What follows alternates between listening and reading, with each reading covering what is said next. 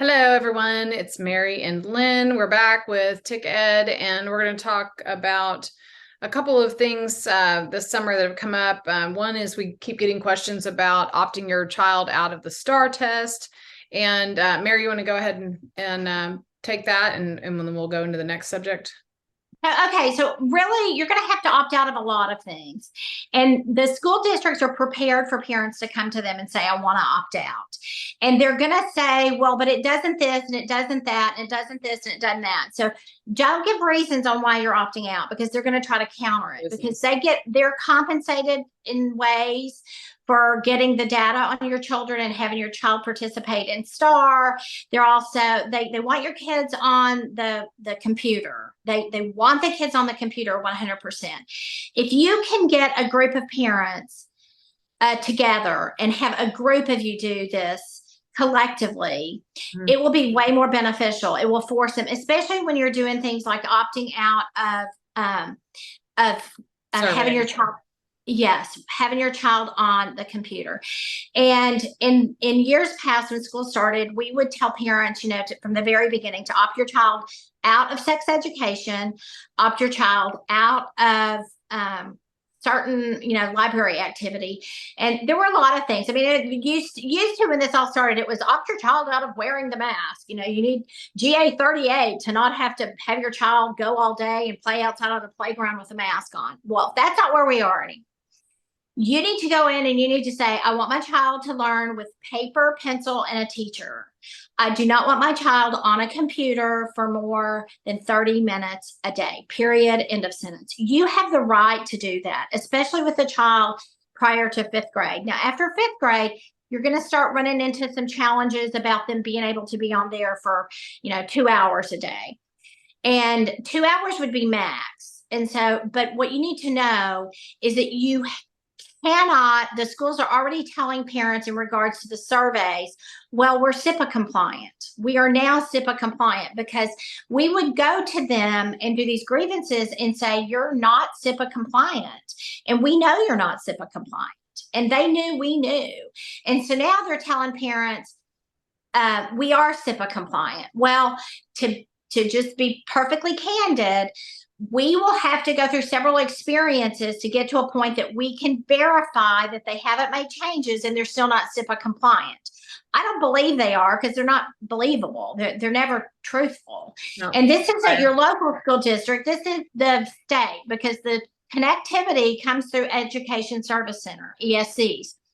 That's where your Wi-Fi connection comes through. So I do not believe that they have suddenly become SIPA compliant, but let them prove that to the state, and you just worry about protecting your child and opt your child out of any information being gathered on the computer. As a matter of fact, when you enroll your child, I encourage you to print off the information, fill it in by hand, and then go hand it in. That's how dogmatic I believe we should be about keeping your child's information unconnected to your computer source at home. Okay. And then unconnected. Oh, I'm adding Holly because she's our friend Hollie Plemons, mom in Fort Worth. Holly, we're recording, so just if you're putting the screen on, keep that in mind. Okay, keep going, Mary. Okay, so I want you to, because I'm already hearing in regards to surveys and things like that, well, we're SIPA compliant. So I just want you all to be prepared, and I want you to go in and say, I am opting my child out of all technology delivered instruction. Okay, and also when you opt them out of the STAR test, they do send back a letter and all of these reasons why you're not allowed to do that. And as you said from the beginning, we're the parents. You are the parent, and you are the first governor, and you make those decisions, not them. And the other thing is the absences. So they'll tell you have to give a note for why your child is absent. That is not any of their business. So this covers a multitude of areas where you're the parent and you make those decisions, but people have grown so accustomed to the public schools and the government saying this is what you have to do. No, you don't have a choice. You actually do have a choice. And because by law we have to, as Texans, and under our Texas Constitution, we have to provide for public free education. And if you're enrolled in the public schools, I think parents think, oh, that means you hand them over and then you hand over your rights. That's not the case. Okay. So Holly, okay, so again, we're doing this because these questions are coming up. Don't wait until it's too late, and then your child's information has already been sold to someone by the state. Do this on the front side and just go ahead and get it over with. And if you need somebody to walk you through it or talk you through it, private message some of us. We'll be happy to walk you through it, talk you through it. Now then, Lynn and I are in a unique situation. We're empty nesters. Our kids are, they have flown the coop. And so they have flown the coop. So, but Holly is dealing with this right now, and she is always courageous, and she's always brave, and she is always a very assertive and articulate and kind about who's in charge of her children, and she is. And and so she's walked this walk. And I want Holly to talk about the things that she is aware that she has to protect her children from through the school and what she has the right to. And then even tell her experience, because, I mean, you go and you opt out and the school says, oh, you can't. And Holly says, watch me. So Holly, tell us about that. So the first thing that I am telling parents right now that schools starting back up is to opt out of turning in your vaccine forms. You don't have to do that in the state of Texas. There's a free form from the state that you just request online, and you turn that in whenever you're submitting your child's registration paperwork. And you sign it right in front of the notary. They're going to notarize it, and you're good to go. This is if your children are vaccinated, unvaccinated, it doesn't matter. They will tell you that if you don't turn in your vaccine papers, that whenever there's an outbreak, they're only going to contact the unvaccinated kids. Well, sign me up. If there's an outbreak, I want to be known about that. So if that means I need to be in the unvax stack, I'm okay with that. The other thing that I opt out of is surveys. And I refuse to sign any acceptable use policy, AUP policy, or AUP, the P stands for policy. Don't sign those, because that's kind of a blanket coverall for all of the surveys. Okay, Holly, tell a lot of people right then and right there that the AUP may be hidden in the registration. Absolutely. That a lot of schools hide these, and you don't realize you've ever signed it. So let's make sure that people know that they have to look for this, because a lot of them are signing their kids up online. And if you've already signed your child up online and you signed the AUP, tell me, what do you do then? You call the school and you rescind consent. Okay. And you can call your school and you can ask for them to send you a PDF of all of your consent documents. I just registered a child yesterday for a charter school, and I saved every single document as a PDF on my phone so that I have it in the future. But no acceptable use policy. Read your technology policy. Is that something that you're okay with? For me, technology is a no-go. So I'm not going to sign a technology policy. Read through the papers for, if your child falls, can we call the doctor? A lot of schools, and even in extremely country schools, they have in there all about mental health. And that is because they're using the documents that come from the TEA. So read them. Read every single thing that you sign for your child. I've never read those documents before these last couple of years. And now when I'm sitting there reading through them, it's like, nope, not that. Nope, not this. If you do them online, you can't mark through certain things. Print it off. Print it off, mark through it, initial when you mark through something, write all over it, and turn in a paper form. They have to accept it.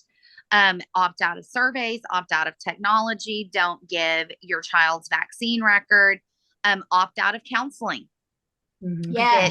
The kids go to Do what? Teen screen is is one example of the medical or the mental health screening for suicide, because by law, I mean, it's not the school's fault that they have to do Right. this, but they don't give parents informed consent that they don't have to do it. So they make it a blanket questionnaire that they give the kids. I don't know if y'all use Teen Screen, but they do in Richardson and Highland Park. And most parents have no idea. They do it with the vision. They are like, oh, it's just another screening that they do before they enroll. No, you do not have to do that. Yep. I don't let the schools do the scoliosis test. The little Yeah. dot Right. on the back of their neck for diabetes or something like that. No.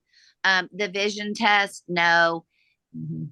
I am sending my children to school for classic academics, and I pick doctors that are of my choosing for my children. And I don't want the school nurse doing that and then coming to me or to my child and saying, oh, we've noticed a little curvature. And then I take my child to the doctor and they're like, you're fine. And the child was upset for no reason whatsoever. They tell them, oh, it was vision for my kiddos. They told one of my kiddos that his vision was really bad.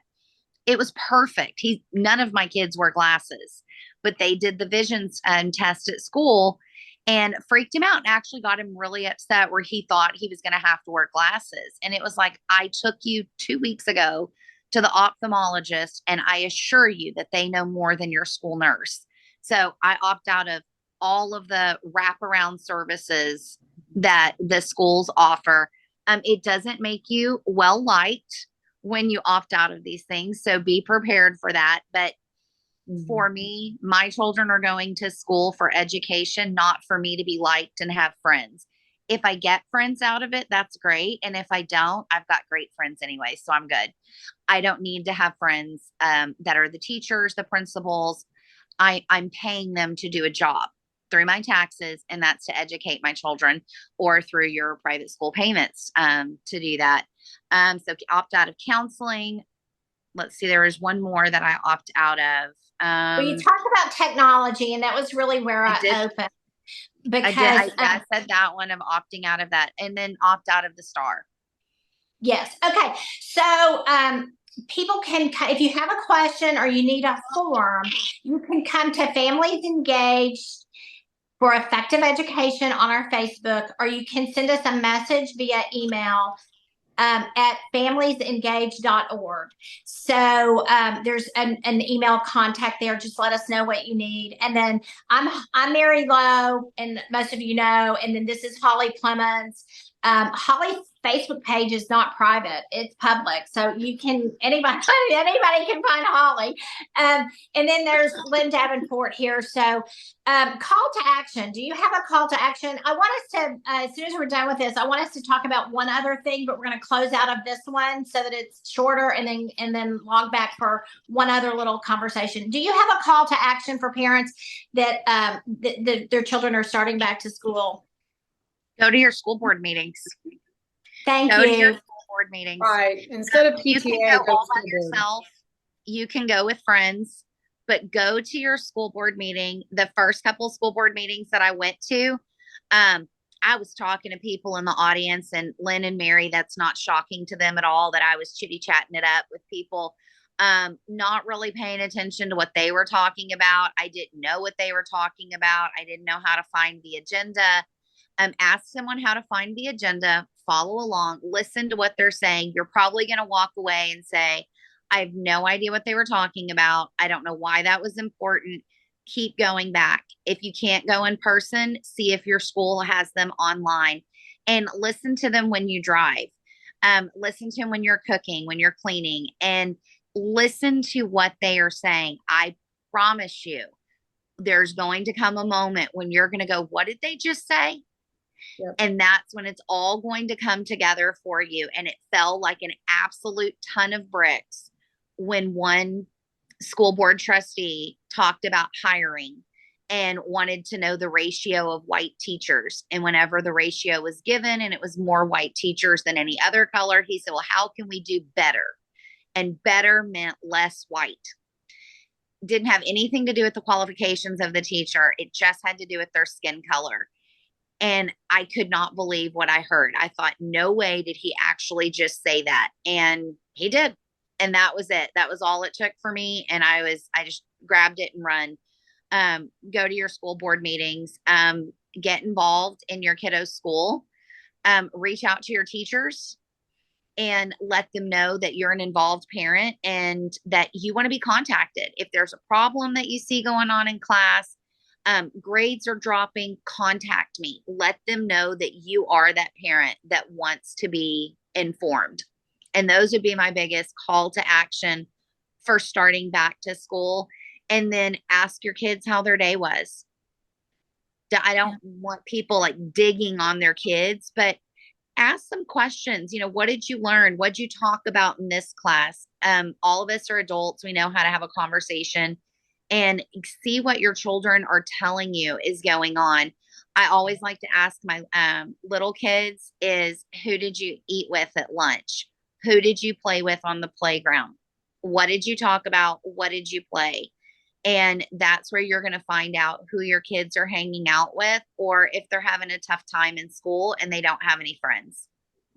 So, and I would just like to say one other thing, and then let Lynn close us out.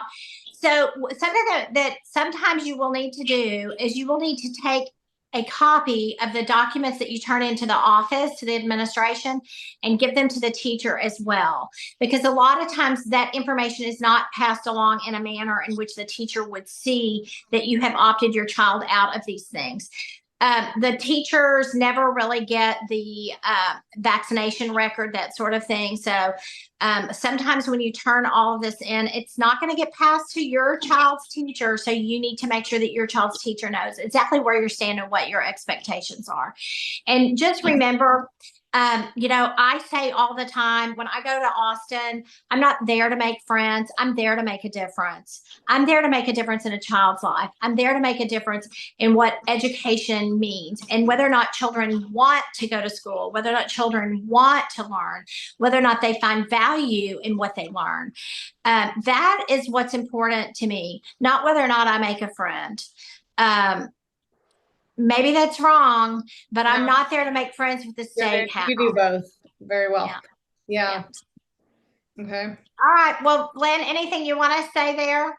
No, not really. I think Hollie, you covered it all. I had to do all those things, and the teachers do need to know that you are on the side of the teacher as long as the teacher is doing what they were hired to do, and that's educate your kid. And how you can become a friend to the teacher is to have them tell you, say, hey, when you run out of glue sticks, when you run out of pencils, when you run out of paper, when you run out of tissues, when you're needing supplies and you don't have a budget, send me an email. Let me help out. Let me coordinate getting other people. And that's just handing over that olive branch to that teacher of, you know, I'm willing to work with you. And it's going to cost you what? $5-10 for a pack of pencils or something, or you have to send some emails to other parents to try to get that. I've normally been pretty successful in having my kids' teachers like me by doing that and just offering to be that helpmate. That is something I'm able to do because I'm a stay-at-home mom, but it's always been very helpful. At the end of the day, one of the things that has happened as a result of the awareness of what's happening in schools is that the leaders of our state have, instead of taking responsibility, have blamed the teachers. And the teaching profession and many teachers have been attacked and have been thrown under the bus and have been made out to be the scapegoat for what has happened. And in some cases, very few, but in some cases, there have been teachers who are indoctrinating and who do believe that it's their right to socially imprint your child. But I know very, very few of them. The majority of the ones that I have encountered have been people who really love to teach and love to see the kids learn. to read, to write, to learn science, to be amazed by the Pythagorean theorem. I mean, it's amazing. Teachers really do love kids most of the time. That's why they went into the profession, and they love seeing kids' minds light up when they learn something. So for the most part, your teacher is not the enemy, even though the media would like for you to think that they are. So you'll learn and you'll see. Your teacher is between a rock and a hard spot, but let's, even though I did say I was out of grace today, let's try to have grace for our teachers and build relationships. Thanks, Holly. Thanks, Lynn. Thanks, y'all. Bye, y'all. See ya.